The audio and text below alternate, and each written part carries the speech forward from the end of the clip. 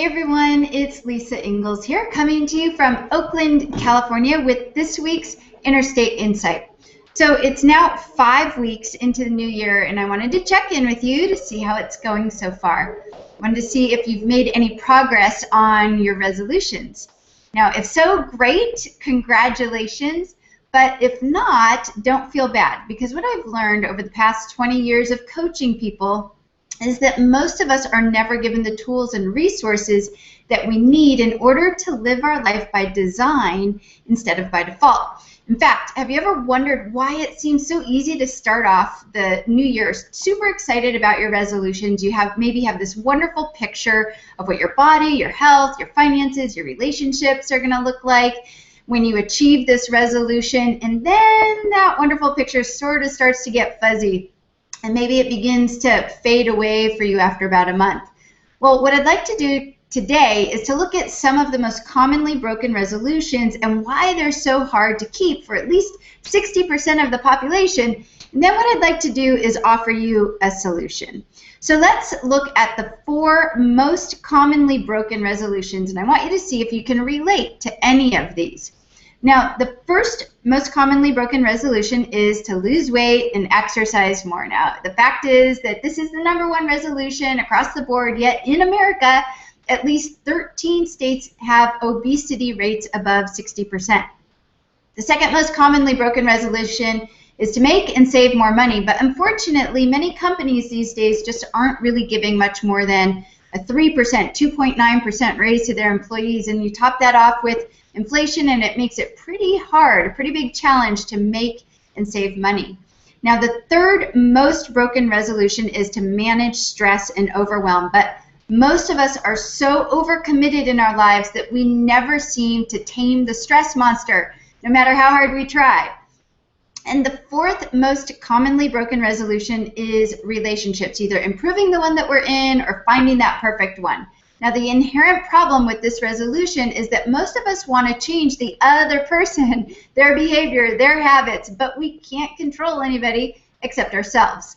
So let's look at why it's so easy to lose steam on our resolutions. Now, there's a lot of articles out there that you can find about why resolutions are broken, and most of them approach this problem from the standpoint that there are outer circumstances that are affecting our ability to follow through. For instance, the inability to lose weight in this model says it's because we're not making the proper food choices, or we're not keeping our kitchen stocked with healthy food.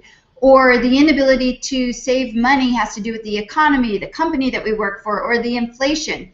Now, in this particular model, what it says is that if we change our outer circumstances, our environment will experience the success that we want. Now, some other models go a little bit further and look at the psychology of self-sabotage, and I'm definitely more aligned with this model, which says that until we uncover the deeper core beliefs that are holding us back, we won't be able to achieve our goals. However, I think there's something missing in this, and what I've discovered that there's actually 3 reasons why we fail to follow through with our resolutions. Now, the first is our thinking errors.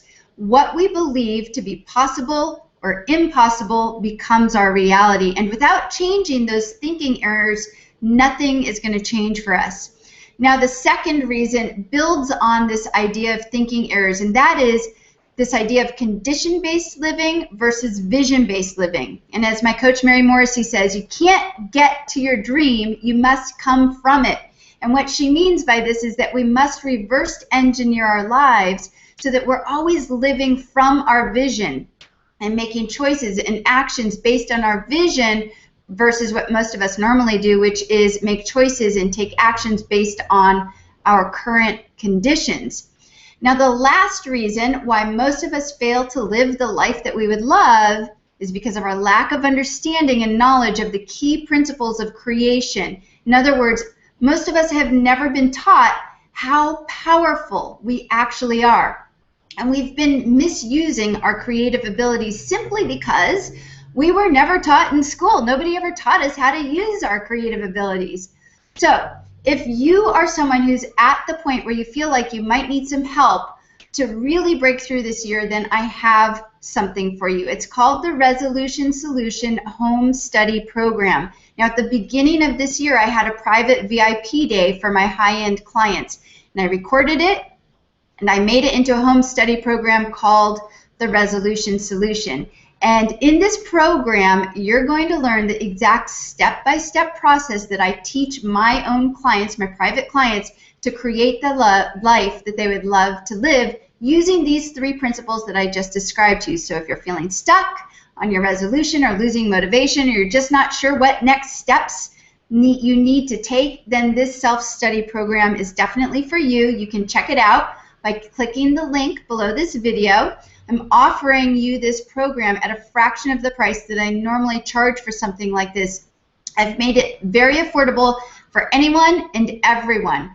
The Resolution Solution is really the remedy to all of your broken goals and resolutions. Again, all you need to do is click the link below this video to get immediate access right now to it so that you can finally step into the body, the health, the life that you've always wanted but haven't yet created.